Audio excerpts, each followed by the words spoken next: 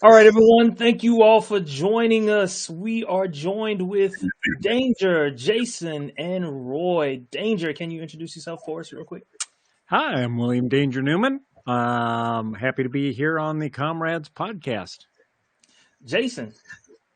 Hey, my name is Jason McCammon, and I am here too. And rounding us out is Roy. Hey, Roy, lifelong Trekker, ready to talk some Star Trek. Let's go.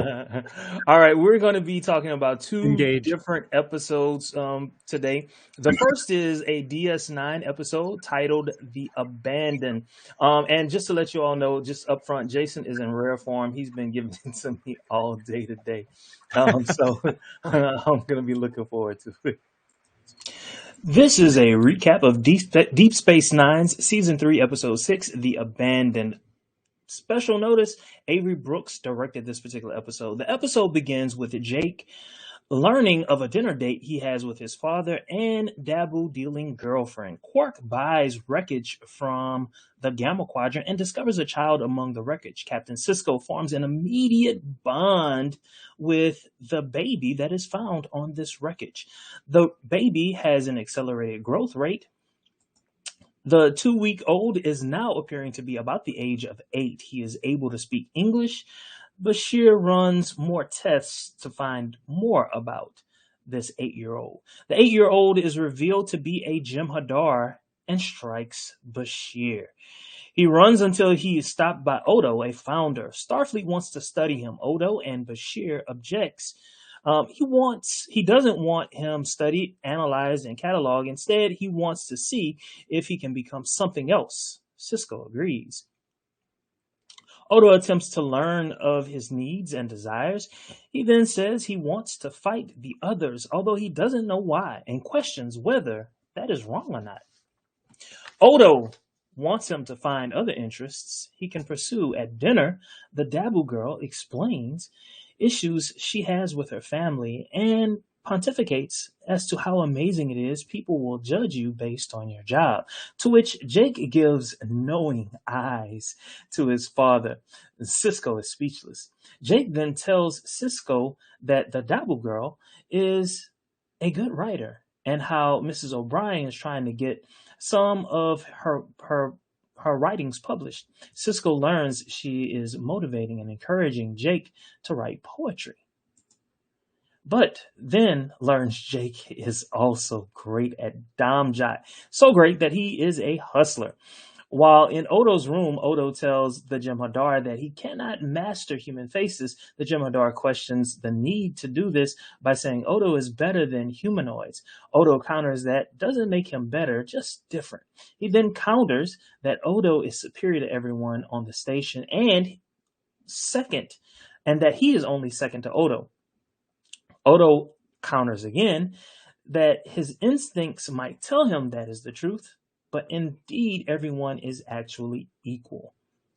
He now wants to know more about his people. Kira objects to Odo training him. Odo reminds her that everyone is trained to be something, but everyone is capable of something even greater. He acknowledges his desire to kill people on the station. Odo encourages him to seek something other than that. Starfleet is set to pick him up in 5 hours. The Jem'Hadar was listening, invisible, and kidnaps Odo. All right, so this show is titled Comrades. So in this particular episode, we have Captain Sisko, and we also, well, I should say Commander Sisko, and we also have Odo. So these two particular characters are working together to basically figure out whether or not this particular person can be integrated into the Federation. And so throughout this episode, what we realize is that this particular person, because of how they're coding, right, they're not coded to necessarily integrate, at least at an early age, right? And because of that, that's not a reality. But we're dealing specifically with these issues of race and discrimination, and much more forcefully, the subplot with Jake and Commander Cisco, we see in a much more blatant way. We see discrimination occurring, less blatant, but kind of like in your face. You see the issues of race playing itself out, especially the dialogue that we see with Odo and the Jim Hadar. Well, first of all, Danger, you're gonna have to come out that turbo lift. Can you hear me? Yeah, We we hear see you. you. We Can't see you. I don't know what happened. I Don't disappeared have that again. turbo lift there, buddy. I don't know what's happening. The elevator's stuck. Can somebody call an elevator repairman? Maybe he's jamming. How about So we have so this is interesting. The entire premise is interesting if you want to base it on race and discrimination. Well, discrimination obviously, but so our human experience and is based on race and discrimination. You know, we're founded on that. Everybody's no matter where we are now, we're founded on race and discrimination, right? Let's just agree to that. And we've bogged it down to DNA, to which we realize it's not as much different between the DNA as we once thought it was. So this situation is more as if these people are actually programmed to be a certain way, right? Correct. White people aren't specifically programmed to be a certain way. Black people aren't specifically programmed to be a certain way by an entity or anything like that. But the Jim Hadar are programmed to be a certain way, right? Correct. So it's hard to differentiate what is it racism to say this is what he's going to do, this is what he's going to be, and he can't be with us because that's who he is. If that's what he's actually programmed to do. I mean, I guess that's the moral question, right? That's what the whole episode's kind of about. I guess for me, the way I read it was, can he evolve? Can he evolve beyond that? I think we saw in other episodes, we saw that full-grown Jim Hadar were able to move beyond what they were. Right. Sometimes, yes. Yes. But it just might be that when you're so young, you can't move beyond, your, Well, you're comparing. This is a scientific experiment about variables. You're comparing thousands of Jim Hadar, where you find a couple here and there that have decided to go outside of what they've been taught or programmed to do, as opposed to one Jim Hadar that was young, that now you want to say, can he go outside of it? You need thousands of young ones to figure out to make a determination, right? I mean, as a teacher, I'll tell you what I see, and what I've seen over the years, and like a large part of that is probably like groupthink, right? And so like I get that a large part is groupthink, but what you often see is you see kids react based on their baser instincts, right? And their baser instincts are telling them to do and react in a certain way, without the knowledge of life, without the knowledge of experience to then guide your thinking. Well, yeah, absolutely.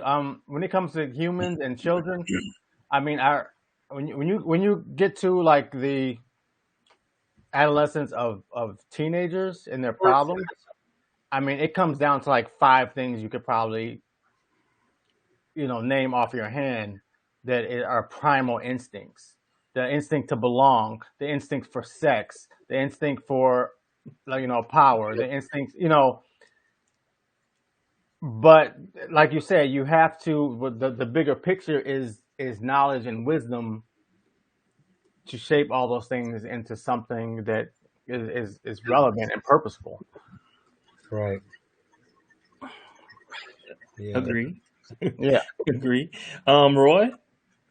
Yeah, his ethics are unrefined as of yet. He just hasn't learned how to really interact with people. You know, I mean, he started from a baby and now he's practically an adult overnight. I mean, haven't even learned the language. Started from the bottom, now we're here. Well, you know what I thought was interesting. Like as we were talking, especially as Jason was talking, I was like, I wonder if if we would have said 20 years ago, I wonder how it would look to have this white man teach this even though he's not a white man, but he's a founder, right? And so he's at a position of power, and so.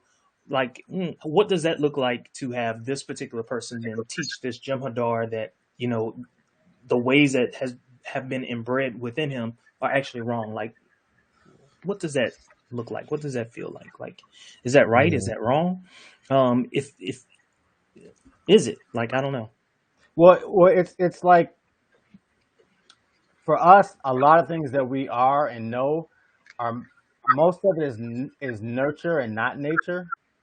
But for the Jem'Hadar, most of it is nature and not nurture, right? So you're trying to nurture these aspects of what's natural, not naturally put in him, but his natural born existence.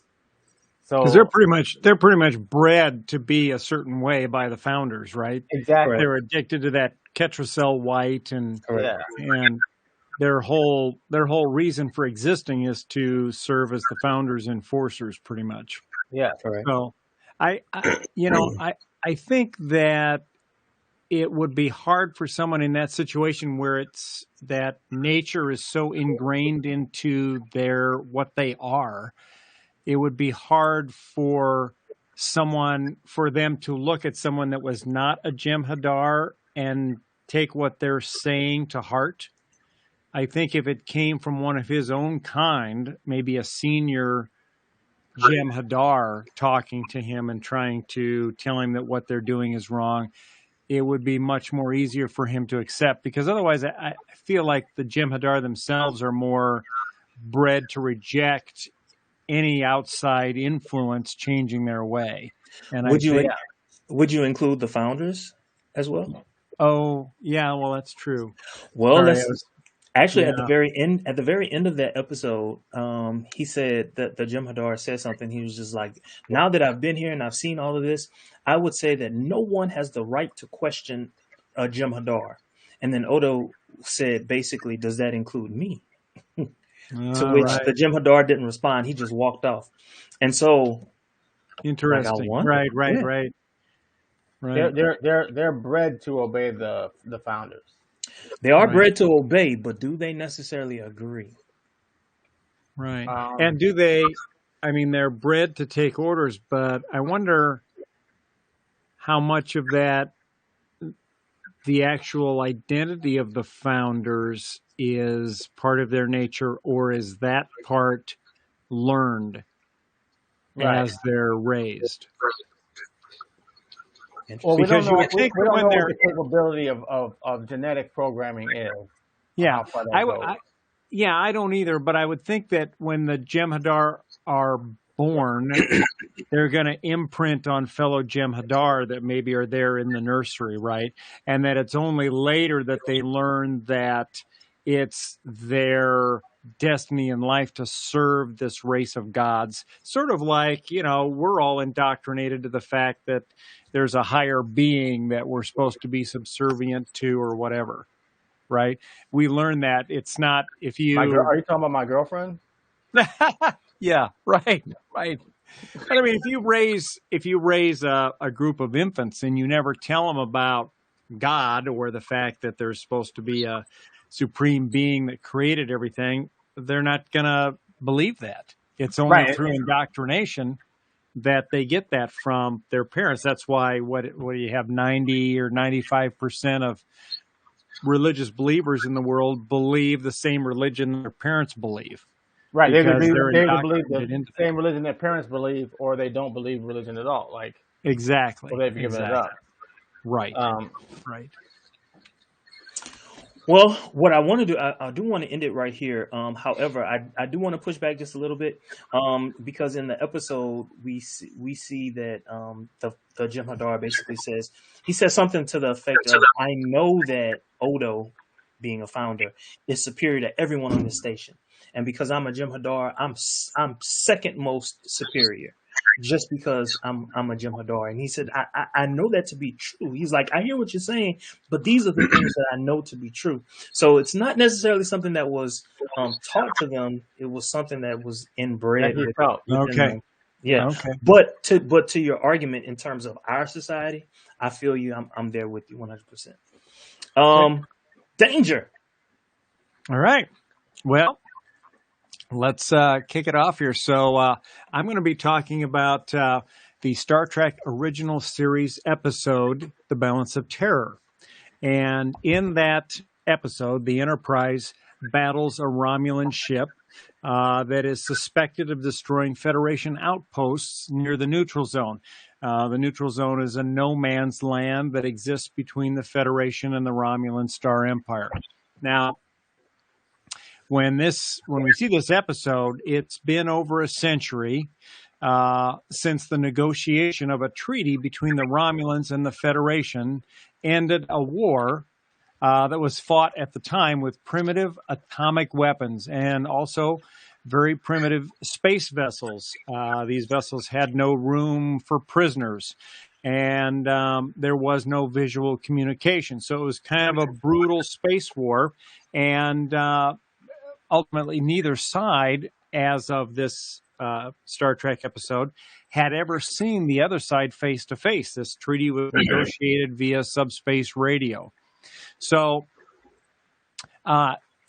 in this episode, we see the ship's navigator, a man by the name of Lieutenant Stiles, who is an obvious racist and a reactionary.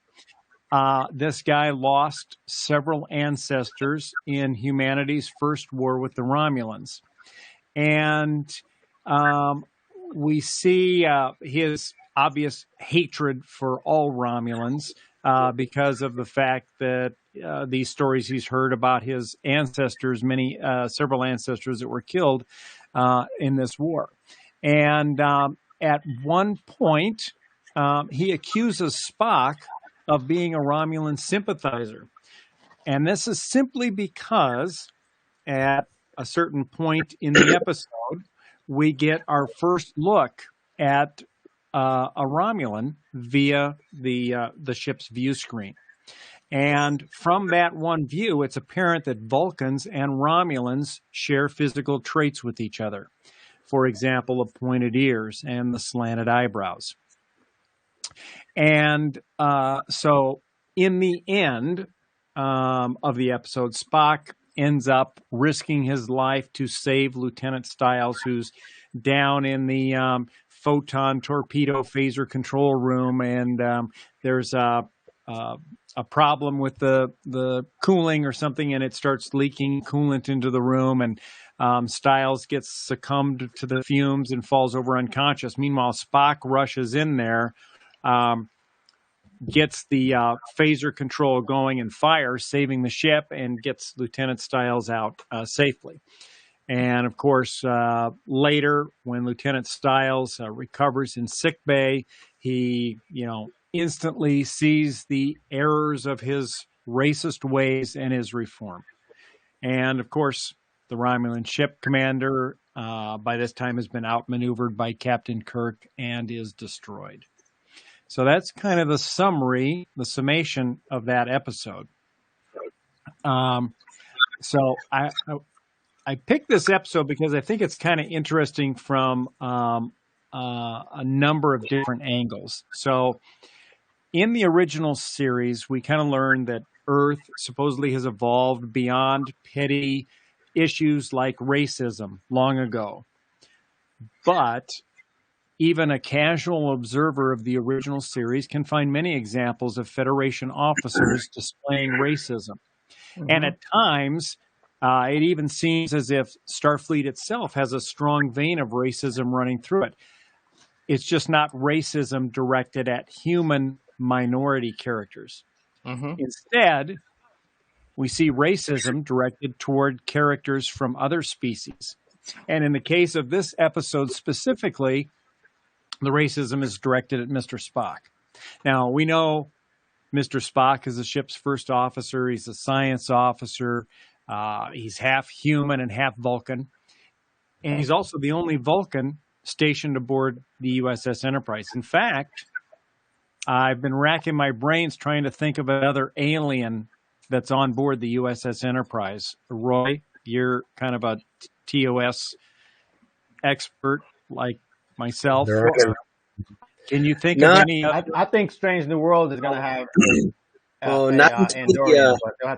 Strange New Worlds. Well, but in the original series, I think Spock was the only alien on the Enterprise. Am I right? Except for the animateds. Right. I'm not counting that. So I'm just counting just the live action original series. So he's the only alien on there, right? His racial features are what set him apart from the rest of the all-human crew. So he's got pointy ears, green skin, green blood.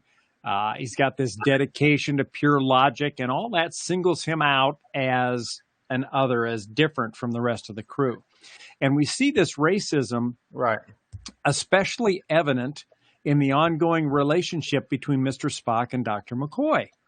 In fact, there's barely an episode where McCoy isn't hammering Spock with racist insults. And Spock presents the perfect target, since Vulcans don't exist in the real world. Therefore, there isn't any real person or race to take offense at these racist remarks. And I think this is particularly relevant for this series because Star Trek, the original series, as we know, premiered September 6th, 1966. And this episode actually aired in December of that same year. So it was a first season episode. Now, this is important because the 1960s, as we know, was a period that saw the most serious and widespread series of race riots in the history of the United States. There were major race riots that occurred in Birmingham, Alabama in 1963, New York City in 64, Watts in Los Angeles in 65, and Chicago, Illinois in 66. And as such, any racism that would have been depicted towards minority human characters in the series would likely have caused major problems for Desilu Studios, the CBS network, and or local affiliate stations. However, racist attitudes and comments directed towards Spock could be safely depicted because Nimoy was a white male and his character of Vulcan was not black, Hispanic, or Asian. And I think this gave Roddenberry, who we know was a humanist that believed in the equality of all races, a way to depict the evils of racism using science fiction, and hopefully through that to get people to reflect on their own racist attitudes. So, I ask you guys to comment on that. What are your thoughts? Yeah, he did that. He used that kind of, let's use an alien for the example for everything like that, right. Not just racism, but yeah. True.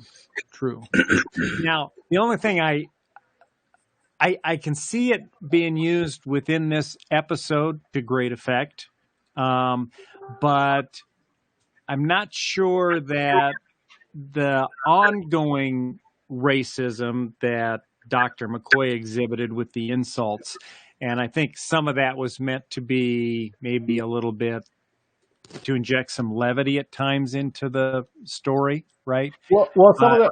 Go ahead. Sorry. But I don't know that was always justified. And I think, if you have a future where your Federation, your Starfleet is, your officers are supposed to have moved beyond racism, those types of insults should not have been prevalent on the ship. They shouldn't have been. And obviously, once it was presented in the show a couple of times, that just became the relationship between McCoy and Spock. And you actually kind of look forward to them going back and forth right. that. Because Spock was always the bigger guy. And, yes. and McCoy was like the space good old boy. Right? Right. One of the things about Star Trek is, yes, you applaud them for like trying to demolish racism uh, within humanity, but as you know, it's pretty prevalent that once they went out into space, there's racism everywhere. There's nothing but Right. racism. Klingons Right. are this, Romulans are this, and even the Right. Romulans had their racism. Xenophobia, Xenophobia racism. is just widespread throughout the Sure. galaxy. So for some Sure. reason, humans had to get rid of their racism amongst themselves. Well, I guess every race was pretty homogenous, right? Yeah. Klingons were this. That's why I like an Enterprise when they're different. There's a different Andorian over there, or every Right. time they have a scientist Klingon, Right. which Or he we was like see, shameful. like in Voyager, a black Vulcan. Or Black Vulcan was Right. like, Tim Russ did a great job at that. Yes. Right. But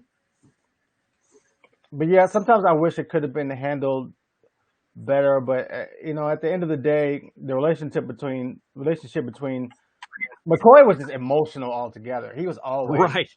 Right.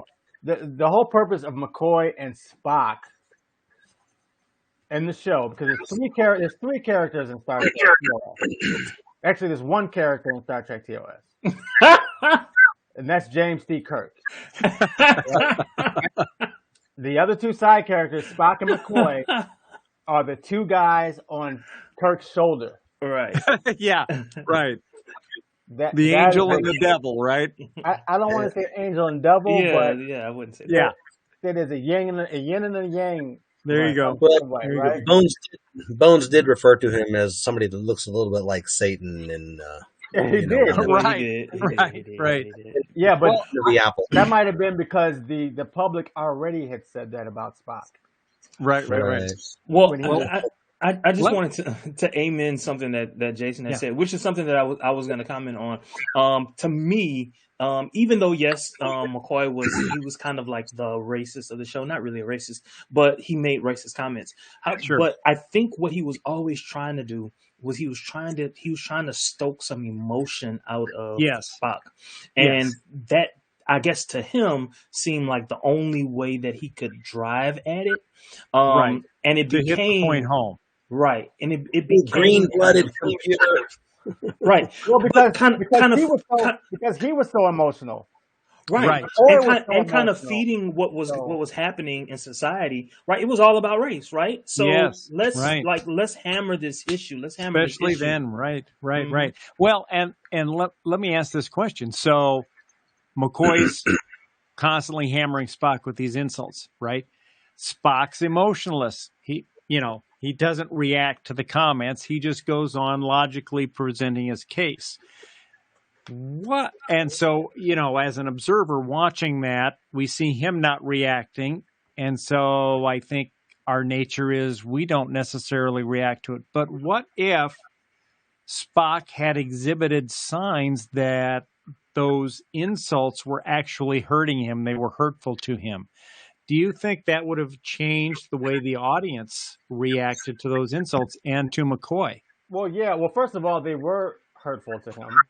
Mm-hmm. Well, he did. He showed it, right? He did react. He just had a really great, or he looked down upon him. Like, anyway. Yeah. What were you saying, Roy? You kind of broke up there. Well, if they did hurt him, it only came out as like a really great comeback, because Spock was intelligent, so he always had something like witty to say back, and rebut it. Well, maybe it was just like somebody, if we're getting into an argument and I said, well, your mother wears combat boots. Like, is that an insult, or you're just going to be like, okay. Well, anyway, right. Whatever. Right. Let's get back to the topic that we're talking about. Right. It's not really an insult worth me. Responding with emotion.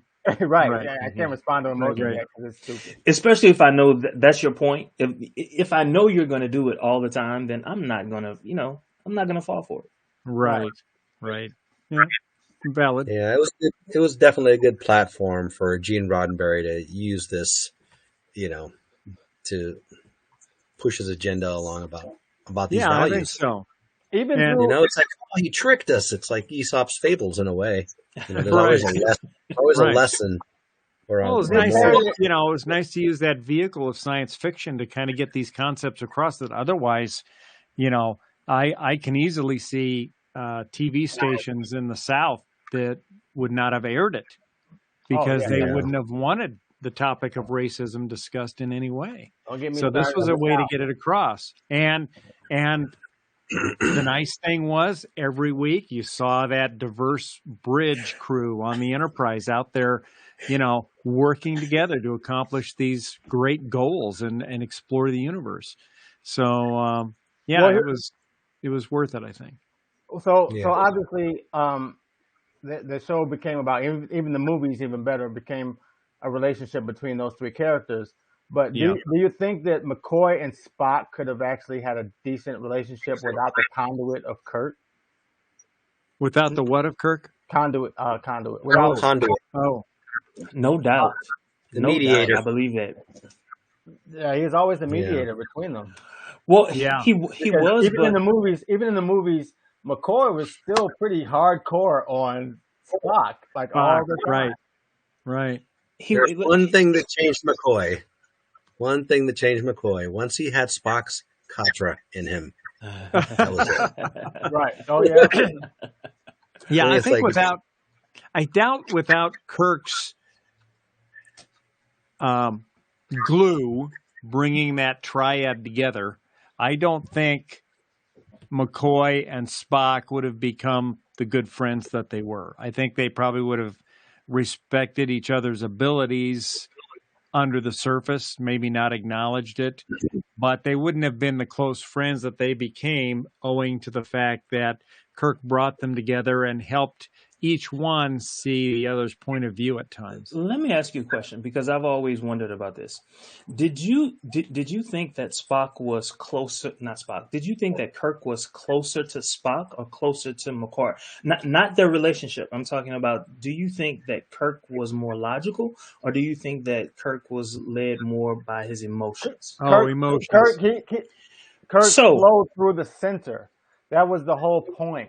He was the I don't know if I agree with that, because there's sometimes when McCoy was going off, was flying off at the mouth, that Kirk was just like, no, this is what we got to do. He was very logical a lot of times. When he was emotional, he wasn't emotional like McCoy was. His emotions was very carefully thought out. Yeah, I think they were justified. He had a great deal of passion over what he believed in, and I think that came out in a lot of the episodes. He wasn't, McCoy was kind of a hothead. Right, McCoy's emotions, but he was still very passionate. But look at this. McCoy was a doctor. He didn't have to make the end decision, right? So he had some latitude to show some emotion, right? And so for the perspective, you're like, I see your background, I can't see your face. So in terms of Kirk, like honestly, y'all, like I've seen Kirk disobey prime directives just because it's just what he wanted to do, right? Yeah. Even though everyone was telling them don't do it, he did it anyway. Well, not to say that it wasn't the right thing to do. What you got? So to answer the question, watch the episode Mirror Mirror, and you see both halves of Kirk's personality. One cannot live without the other, right? There was the emotional one. He wanted to drink and chased after Yeoman Rand, and the other one was the logical, in command, in control. Wasn't that the Enemy Within? Enemy Within. Sorry, Enemy Within. Yeah. What did I say? Mirror, mirror. Oh, I get them confused sometimes. I know, it's easy to do. But here's the difference. Here's the difference. Where he split himself up. Lay out the difference. McCoy's emotions always came from what he felt from within himself, from a personal stake. Okay? Kirk's emotions came from an outside, universal, logical perspective of how people should be. I agree with that. Right. And his passion over what he felt was right. Yeah, it wasn't about what he felt is right from within himself, but what he felt was right throughout from an objective lens. Yes. and objectively. So, and that's where the logic comes in from Spock, comes into Right. morality as we evolve. Our morality is evolved from a logical sense. Yeah. Is this logical to have for us to have slavery? That's why our morality has come from logic. Okay. Right. Right. And so that's the difference between Kirk's emotion and McCoy's emotion, where Kirk's emotion has logic embedded into it. Right. And that's why I think Kirk effectively used his passion to supplement his cogent arguments, right? That were sort of universal truths. I think he used his emotion. Justified his emotions. To show how passionate he was about his beliefs. But I don't feel like it was his passion from within. I feel like it was I feel like it was a top down passion, a universal passion, the top down to him. Whereas McCoy is more as how I feel. I'm projecting how I feel outward, and Kirk is more of a universal passion, bringing it inwards. I don't know if I'm explaining that right. No, I get that. You are. We're just summing it up. We don't want to use all those words, so we just. And I never really thought of that till right now. We're having this conversation, but what we're trying to figure out, his place, Spock's place, and McCoy's place. But that's where I see it. Right. Yeah, makes sense.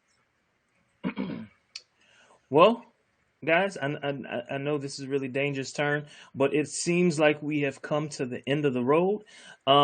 So live long and prosper. Live long and prosper. Live long and prosper. Blah. Success.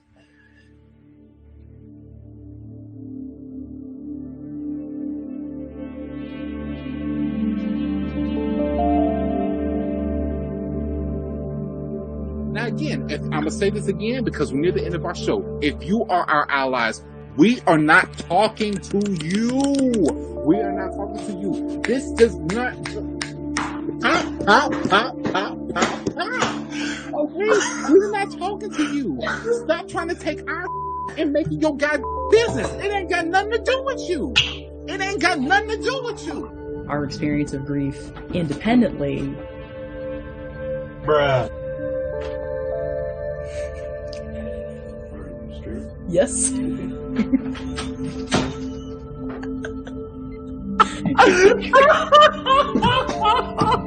I love that they're in the comments. So much is like I'm just reading the comments. Yeah. They should run their child. That's such a good point, Will.